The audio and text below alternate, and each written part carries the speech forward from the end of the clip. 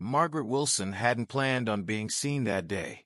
At 74, visibility had become something of a luxury she could rarely afford. The January wind cut through her layers, 3 sweaters beneath a weathered coat she'd found at a church donation bin last winter.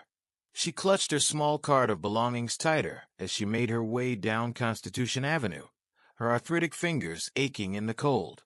For 16 months, Margaret had navigated the labyrinthine reality of homelessness in Washington, D.C., an outcome that still bewildered her some mornings when she woke on her small patch of concrete beneath the freeway overpass. How does a former elementary school teacher with 42 years of service end up here? The equation wasn't complicated. A severe stroke, mounting medical bills that devoured her modest savings, and the insufficient safety net that failed to catch her when she fell. Just needing to get to Franklin Square, she mumbled to herself, her breath visible in the frigid air. The day shelter there offered warmth, a bathroom where she could wash up properly, and volunteers who knew her by name. Small dignities that kept her tethered to her humanity. She hadn't noticed the commotion building several blocks ahead, the police barriers, the gathering crowds, the black SUVs assembling for the motorcade. President Trump was scheduled to attend an economic forum at the convention center, and security protocols had transformed the ordinary street into something extraordinary.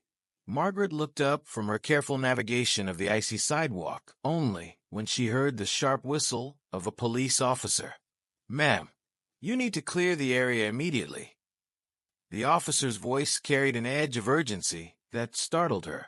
She blinked, suddenly aware of the barricades and the sea of onlookers across the street. I'm just trying to get to Franklin Square," Margaret replied, her voice barely audible above the crowd noise. "It's only 3 more blocks." "Not right now, you're not," the officer responded, gesturing toward a side street. "You'll need to detour or wait until after the motorcade passes." Margaret felt a familiar knot form in her stomach. Detours meant extra blocks her tired legs couldn't handle. Waiting meant missing the morning coffee and breakfast service at the shelter.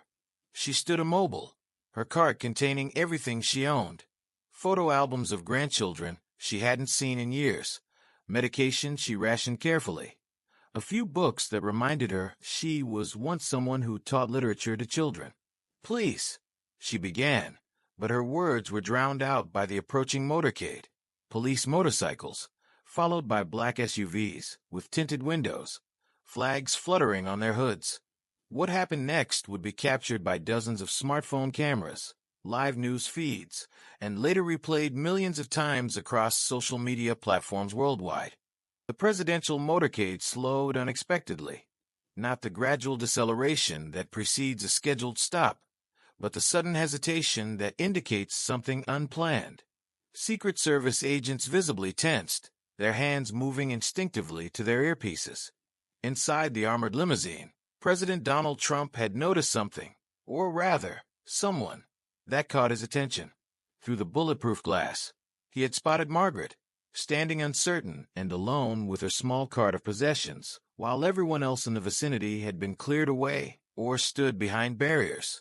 "Stop the car," he said to his driver, a command that immediately triggered a cascade of security protocols and urgent communications among his protective detail. "Mr. President, we strongly advise against," began the head of his Secret Service detail.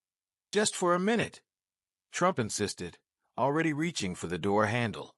The unprecedented break in security procedure sent ripples of anxiety through the motorcade. Secret Service agents positioned themselves in a protective formation, scanning rooftops and windows, while others moved toward the elderly woman who had inadvertently become the focus of presidential attention. Margaret Wilson watched in confusion as the presidential limousine came to a complete stop directly alongside where she stood. When the rear door opened and President Trump himself emerged, she instinctively took a step backward, her cart rattling against the concrete. "Hello there," the president said, approaching her with Secret Service agents forming a perimeter around them both. The crowd across the street fell into a stunned silence, phones raised to document the unexpected moment.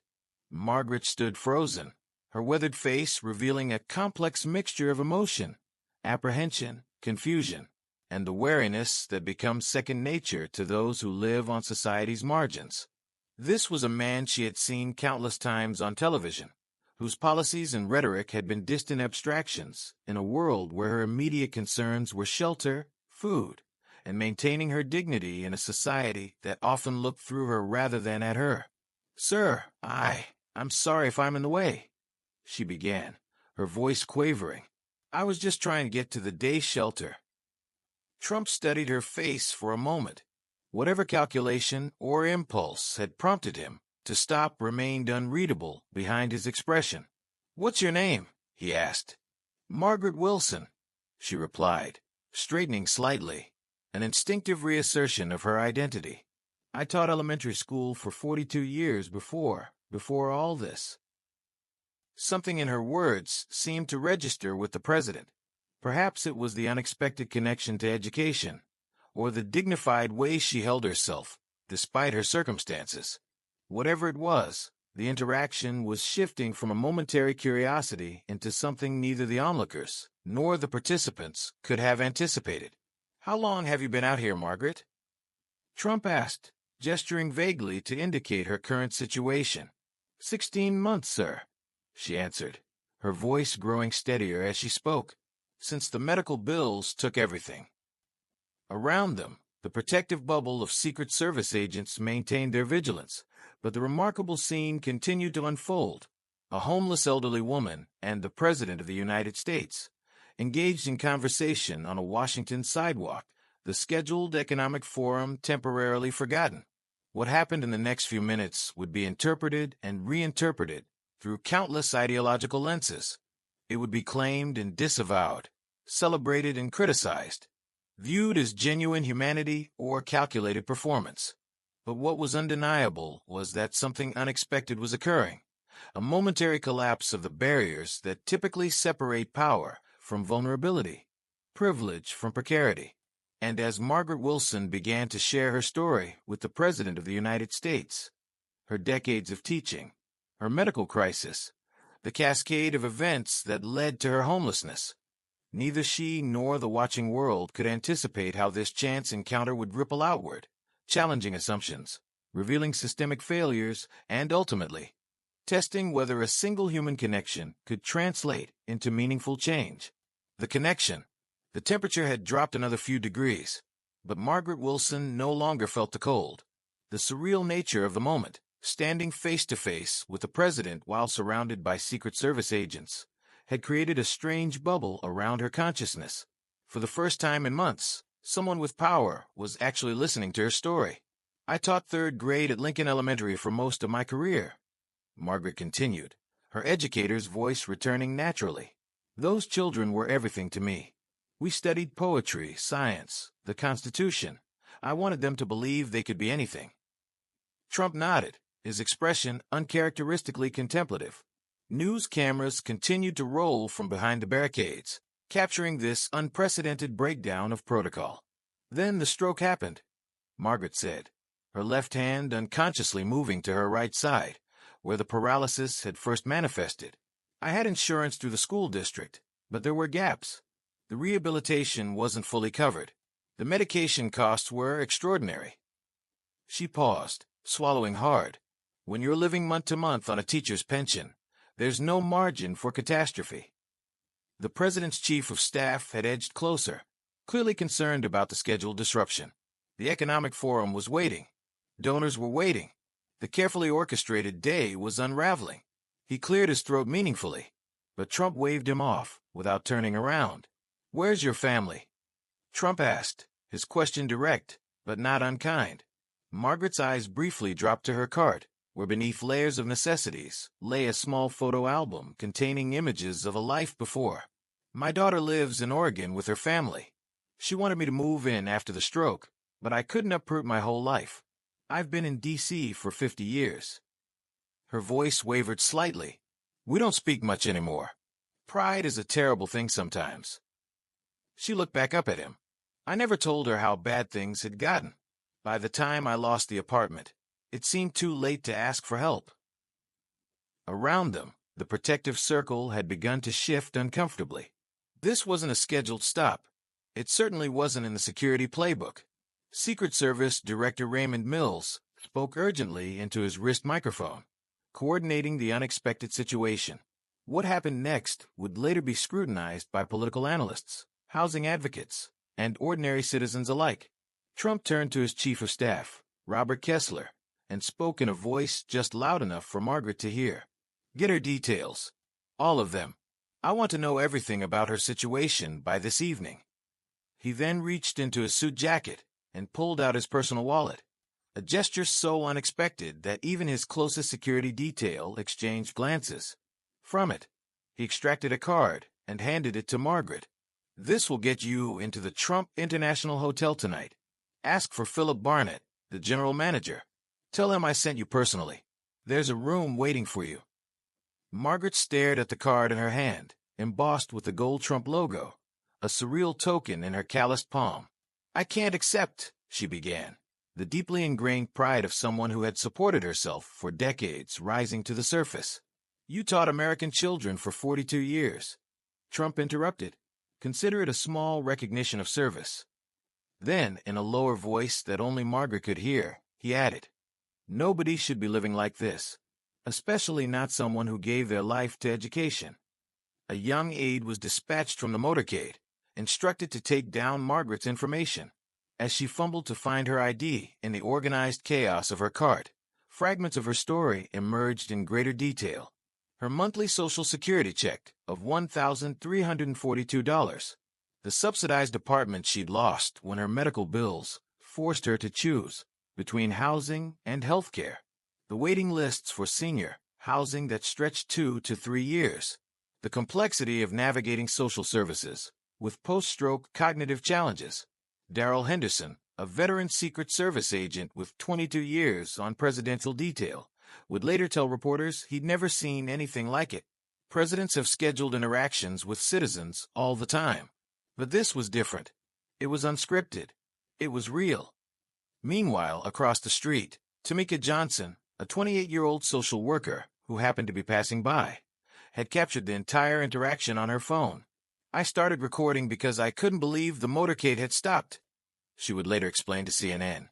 "I kept recording because I couldn't believe what I was seeing.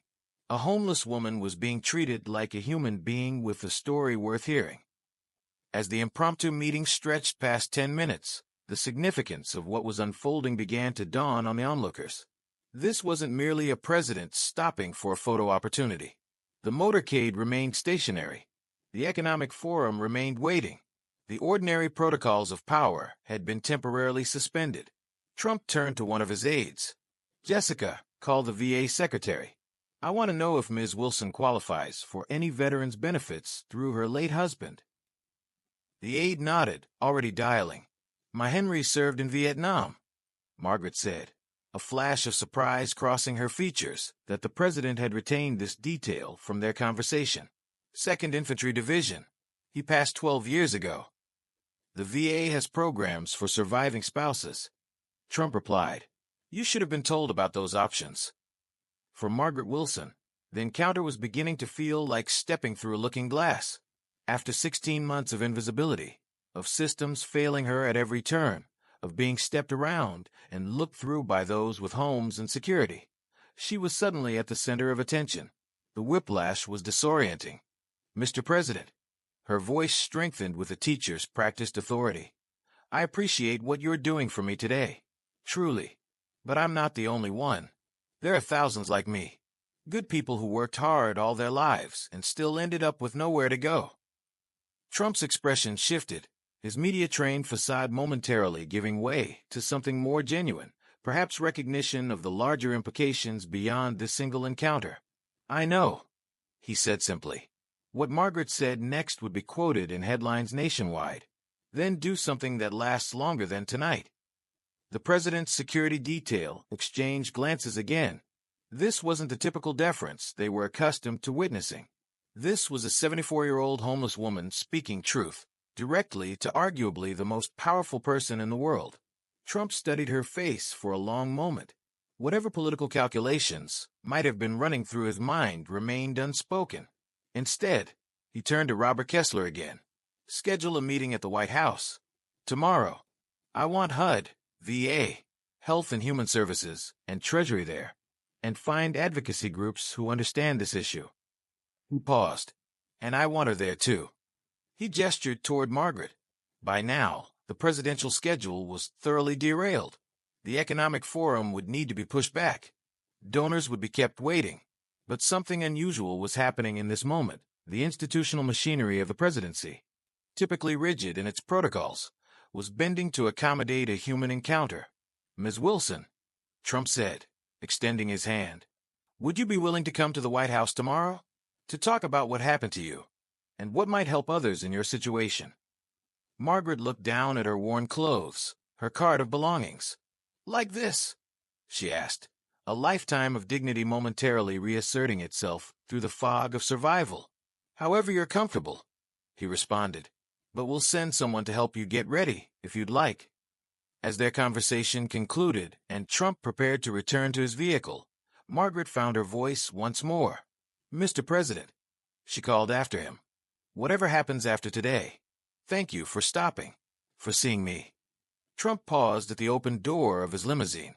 Sometimes the right thing happens by accident, he said, a remark cryptic enough that pundits would debate its meaning for days afterward. As the motorcade finally resumed its journey, Margaret stood on the sidewalk, clutching the hotel card and watching the procession of black vehicles disappear down Constitution Avenue. She was no longer invisible. For better or worse, her story had crashed into the national consciousness, carried there by an unexpected encounter with a president who had, for reasons still unclear even to those who witnessed it, decided to stop. What neither Margaret nor Trump could fully comprehend in that moment was how the ripples from this encounter would expand outward, challenging narratives, exposing systemic failures, and ultimately testing whether a single human connection could translate into lasting change. For now, Margaret turned toward the direction of the Trump International Hotel, her cart of possessions rattling against the concrete sidewalk, her mind struggling to process the sudden, dizzying shift in her circumstances. Behind her, Tamika Johnson was already uploading her video to social media, adding a simple caption that would soon be shared millions of times. Today I watched the president stop for someone no one else sees. By nightfall, Margaret Wilson sat perched on the edge of a king-size bed in a luxury suite at the Trump International Hotel, her weathered hands smoothing the Egyptian cotton duvet beneath her. The juxtaposition was staggering. Just hours ago, she had been calculating whether to spend her last $5 on food or bus fare. Now she was surrounded by opulence that felt alien after 16 months of concrete and park benches. Philip Barnett, the hotel's general manager, had personally escorted her to the suite, treating her with a deference that made Margaret simultaneously appreciative and uncomfortable. The president called me directly, he had explained, ushering her into the elevator. Whatever you need during your stay, Ms. Wilson, meals, clothing, medical assistance, it's all taken care of. When the door closed behind him, Margaret had stood motionless in the center of the suite, her cart of belongings looking profoundly out of place against the mahogany furniture and crystal fixtures. The silence was disorienting after months of constant street noise. The privacy was overwhelming after endless public exposure. Across the city and beyond, the unexpected encounter between the president and an elderly homeless woman had ignited a firestorm of reactions. The video captured by Tamika Johnson had gone viral within hours, accumulating millions of views and tens of thousands of comments. News networks replayed the footage on continuous loops, political analysts dissected every second of the interaction, and social media erupted with interpretations that reflected America's deep polarization. A genuine moment of humanity from the president, declared supporters. An obvious publicity stunt, countered critics. Why did it take a chance encounter for someone to help this woman? Asked the more thoughtful commentators. At the headquarters of the National Coalition for the Homeless, Executive Director Diane Yentel was fielding dozens of media calls. What happened today was remarkable on a personal level for Ms. Wilson, she told MSNBC, but it also inadvertently highlights the catastrophic failure of our social safety net. There are over 500,000 Americans experiencing homelessness on any given night, including approximately 50,000 seniors, like Ms. Wilson. The question isn't why the president helped one person today. It's why our society has normalized elder homelessness in the first place. In the White House Situation Room, an impromptu task force had already assembled. Secretary of Housing and Urban Development Ben Carson, Secretary of Veterans Affairs Robert Wilkie, and Secretary of Health and Human Services Alex Azar sat around the conference table, joined by senior staffers from Treasury and Social Security Administration. The president wants concrete solutions by tomorrow's meeting, White House Chief of Staff Robert Kessler informed them. Not talking points, not long-term studies.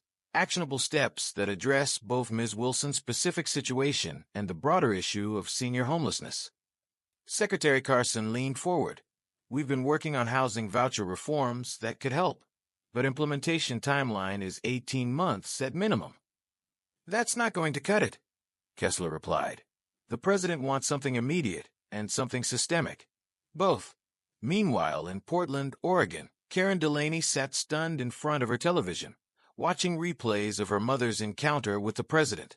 She hadn't seen Margaret in person for nearly 2 years. Their last phone call, 6 months ago, had been brief and tense, with her mother insisting everything was just fine, despite Karen's suspicions to the contrary. She's homeless, Karen whispered to her husband, tears streaming down her face. Mom's been homeless and never told us. She reached for her phone with trembling hands, searching for flights to Washington, D.C. In the congressional offices across from the Capitol, lawmakers from both parties sensed a sudden opportunity.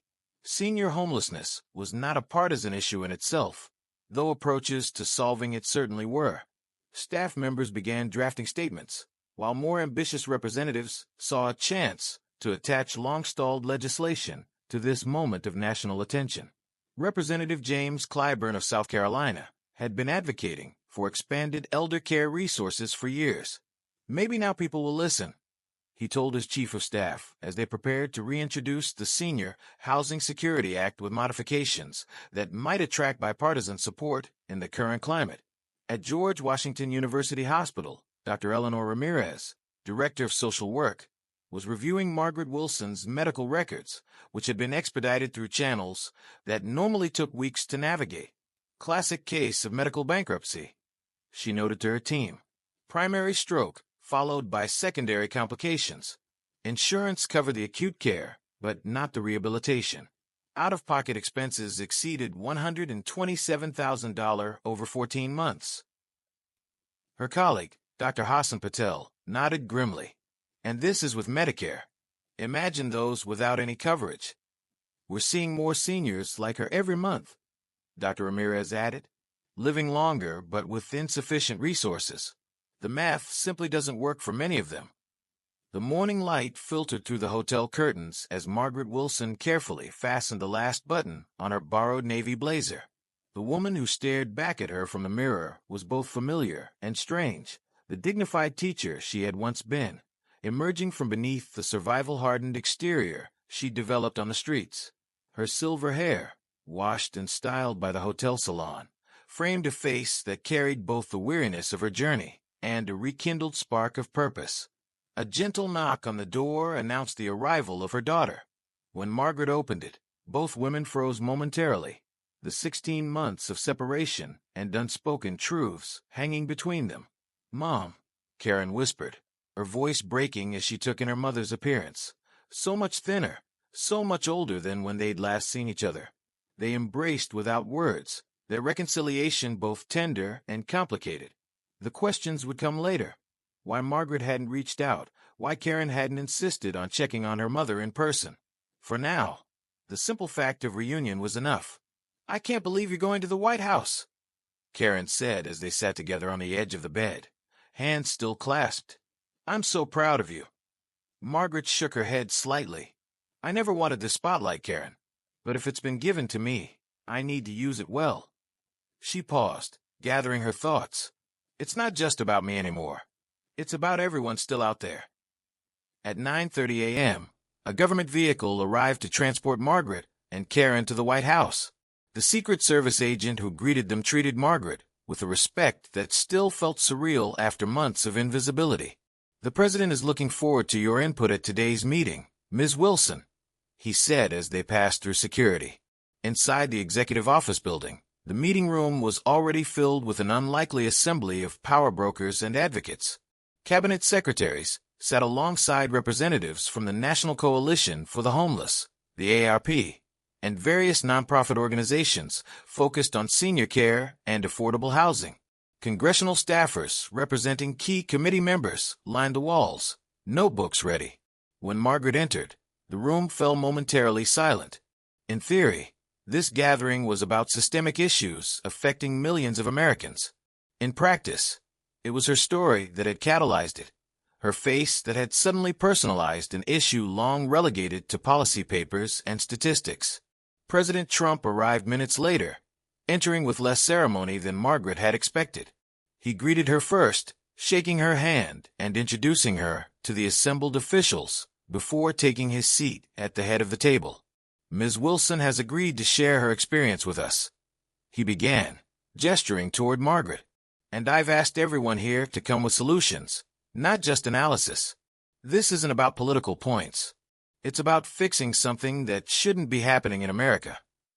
As Margaret rose to speak, she felt the weight of responsibility pressing upon her.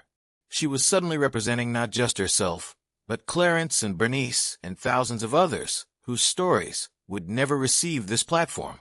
Her hands trembled slightly as she adjusted her glasses, but her teacher's voice emerged clear and steady. 16 months ago, I was teaching third graders about the Constitution," she began. "Today, I'm here because the President of the United States happened to see me when no one else did. The system didn't fail me suddenly. It failed me gradually, predictably, and completely." Over the next 15 minutes, Margaret outlined her journey with precise clarity. The initial stroke, the gaps in Medicare coverage, the exhaustion of her savings, the complexity of navigating social services with cognitive impairments, the waiting lists for senior housing, the impossible mathematics of survival on a teacher's pension in an urban center. "What happened to me isn't rare," she concluded. "It's just rarely seen, and it will keep happening unless something fundamental changes." The discussion that followed was unlike typical Washington meetings. Margaret's presence anchored the conversation in lived reality rather than abstract policy. When a Treasury official suggested a small increase in elder housing subsidies, Margaret gently but firmly explained why the proposal wouldn't address the actual challenges she had faced. "The forms alone took me weeks to complete," she explained. "After my stroke, my processing speed was diminished. Now imagine doing that without an education background, without internet access, without a stable address to receive correspondence." Karen watched her mother with quiet amazement. The woman commanding the attention of cabinet secretaries was the mother she remembered, incisive, compassionate, unwilling to accept superficial answers. Somehow, 16 months of homelessness had stripped away everything, but had not taken this essential core of who Margaret Wilson had always been.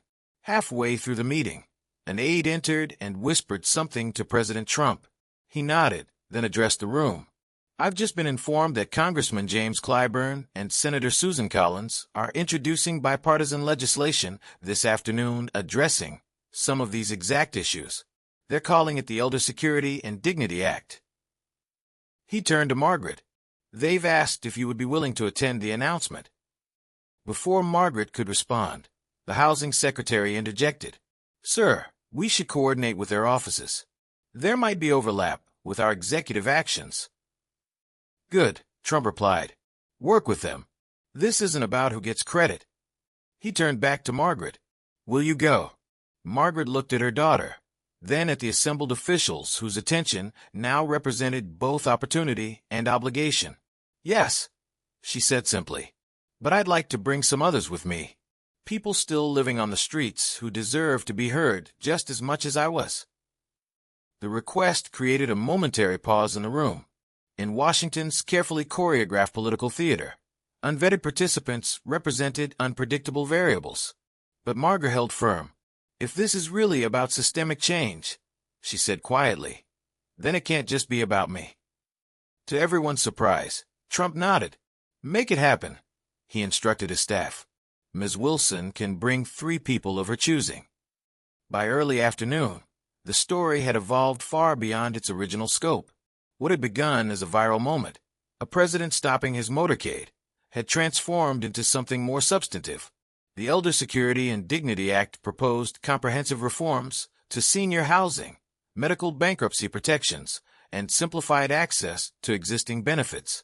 Separately, the president announced executive actions to expedite senior housing applications and expand VA benefits outreach to surviving spouses. At the congressional press conference, Margaret stood alongside Clarence Johnson, the Vietnam veteran who had shared his blankets with her, Bernice Taylor, the former nurse, and Howard Keller, an 81-year-old former factory worker who had been homeless for 3 years. Behind them stood a bipartisan group of lawmakers, for once united by an issue that transcended typical divides. When Margaret stepped to the microphone, cameras flashed and reporters leaned forward. The nation that had been captivated by the spectacle of her encounter with the president now waited to hear her speak. "Yesterday morning, I was invisible," she began, her voice steady. "Today, I'm standing at a podium addressing the country. The difference isn't that I changed, it's that someone finally saw me. But there are hundreds of thousands of Americans who are still waiting to be seen." She gestured to her companions. Clarence served this country in Vietnam and still ended up on the streets. Bernice cared for others as a nurse for 30 years before a workplace injury led to addiction and homelessness. Howard worked in manufacturing for 47 years before his pension was dissolved in a corporate bankruptcy. Margaret paused, looking directly into the cameras. "We're not asking for charity. We're asking for systems that work, for the dignity of being recognized as full citizens, for the security we contributed toward throughout our working lives." As she concluded her remarks, Margaret didn't know if this moment of attention would translate into lasting change. Washington had seen countless news cycles of momentary concern followed by reversion to status quo. But something about this felt different, perhaps because it had begun not with policy papers or political platforms, but with a simple human connection on a sidewalk. 1 week later, Margaret Wilson moved into a modest apartment secured through an expedited housing program. Karen decided to stay in D.C. temporarily to help her mother rebuild her life. The Elder Security and Dignity Act moved through committees with unusual speed, bolstered by public attention that hadn't diminished as quickly as cynics had predicted. But Margaret's most meaningful work happened away from the cameras. 3 times weekly, she visited shelters and encampments, helping other seniors navigate the bureaucratic mazes she had once found impenetrable. She collected their stories, connected them with resources, and ensured that the brief window of national attention wasn't wasted. "Policy changes are important," she told a community meeting of formerly homeless seniors. "But so is being seen, not just as statistics or problems to be solved, but as people with histories, with dignity, with futures still ahead of us." 6 months later, Margaret stood at the back of the East Room as President Trump signed the Elder Security and Dignity Act into law. The legislation wasn't perfect, compromises had narrowed its scope, and funding remained a concern, but it represented genuine progress. Among its provisions was the creation of elder navigators, trained advocates who would help seniors access benefits and housing before reaching crisis points. After the ceremony, Trump approached Margaret. "How's the apartment?" he asked. "It's home," she replied simply. Then, with the directness that had become her trademark, "But we still have work to do." He nodded, a hint of genuine respect in his expression. "The funny thing about that day," he said, referring to their first encounter, "is that I'm still not sure why I stopped the motorcade. Something just told me to look up at that moment." Margaret smiled slightly. "Sometimes the right things happen by accident." She echoed his words from that day. "But making them last takes purpose." As Margaret left the White House that afternoon, she passed a tour group in the lobby. An elderly woman with a cane caught her eye and did a double take. "Aren't you the teacher? The one from the news?" Margaret nodded, extending her hand. "Margaret Wilson." "Louise Davis," the woman replied. "I'm visiting from Chicago. I just wanted to say, seeing you that day, it mattered to a lot of us. Made us feel like maybe we still count for something." "We do count," Margaret said firmly, clasping the woman's hand. "And we need to make sure no one forgets it." As she walked down the White House driveway toward the street where her daughter waited, Margaret reflected on the extraordinary journey of the past 6 months. From invisibility to influence, from isolation to community, from despair to purposeful action. The system hadn't been fixed, not completely, but cracks had appeared in its indifference, and through those cracks, light had begun to shine. For the first time in years, Margaret allowed herself to feel something that had nearly been extinguished during those 16 months on the streets.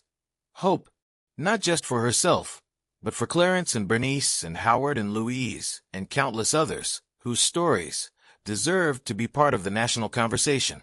What had begun with a motorcade stopping unexpectedly had become something far more significant, a reminder that systems are created by people and can be changed by people, that invisibility is not inevitable, and that dignity is not a luxury but a right. As Margaret reached the street, she turned back for a final glance at the White House. The building stood as it always had, imposing and iconic, but she no longer saw it as a distant symbol of power. Now she understood it as something else, a place where, sometimes, the distance between power and vulnerability could collapse, where seeing could lead to action, and where a single human connection could, against all odds, begin to heal collective wounds.